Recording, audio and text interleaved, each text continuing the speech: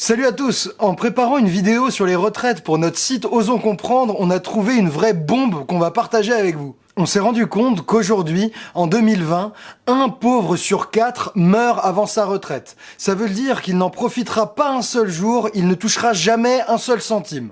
Le voilà le vrai problème des retraites. Ce que vous allez voir, on vous le garantit, vous ne l'avez jamais vu présenté comme ça. Bien sûr, des gens abordent les inégalités d'espérance de vie, mais personne, pas même Piketty, Guillaume Duval ou Mélenchon ou qui vous voulez, n'a présenté tout ça aussi clairement que ce que vous allez voir. Aujourd'hui, un pauvre sur 4 meurt avant l'âge de la retraite. Il est temps maintenant de regarder cette réalité en face. Et cette réalité, elle tient en un graphe tiré des données les plus récentes de l'INSEE. Sur ce graphe, vous voyez en bas l'âge et à gauche le pourcentage de survivants. La courbe rouge vous montre à chaque âge combien des 10% d'hommes les plus pauvres sont toujours en vie.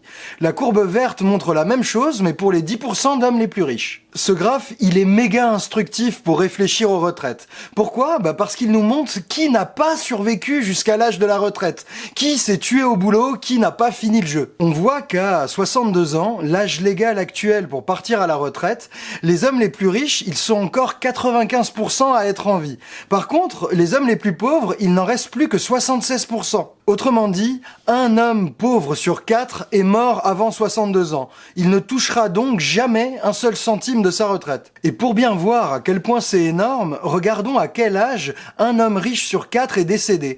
Pour les plus riches, c'est pas 62 ans, c'est 80 ans. Il y a 18 ans d'écart, c'est un monde d'écart entre les deux. D'ailleurs, si vous vous demandez comment ça fonctionne chez les femmes, eh bien, comme elles vivent plus longtemps, tout est décalé, mais dites-vous qu'on a le même genre d'écart de survie entre les plus riches et les plus pauvres. Et attention, cette injustice ne concerne pas seulement les plus pauvres. Si on regarde en orange les revenus modestes, ceux qui gagnent en gros entre 900 et 1250 euros par mois, eh bien on remarque que eux, ils sont 1 sur 5 quasiment à mourir avant d'atteindre l'âge de la retraite. Je reformule. Prenez tous les hommes qui gagnent moins de 1250 euros. Ça fait 30% de la population des hommes. Eh bien parmi eux, il y en a 1 sur 5 qui ne verra jamais un seul jour de sa retraite. Il faut regarder cette réalité en face et en tirer toutes les conséquences pour nos réformes des retraites. Avec ces chiffres en tête, on comprend que faire partir tout le monde à la retraite au même âge, eh bien c'est pas du tout, mais alors pas du tout juste. Ça lèse terriblement les plus pauvres. Et en plus, dites-vous que ceux qui partent aujourd'hui le plus tard à la retraite, c'est les pauvres.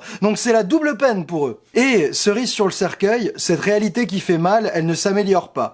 Les inégalités de survie entre riches et pauvres n'ont pas bougé depuis 50 ans. Il y avait autant d'écart entre l'espérance de vie d'un cadre et celle d'un ouvrier en 1970 qu'aujourd'hui. Il y a eu zéro progrès là-dessus. Donc, quand un éditorialiste ou un ministre avec un haut salaire dit à la télé « c'est ok de travailler après 62 ans parce que on vit plus longtemps », on le comprend, il parle depuis son vécu. Pour lui, 62 ans, c'est tranquille. Dans son entourage, tout le monde vit, tout le monde se porte bien, c'est la fête.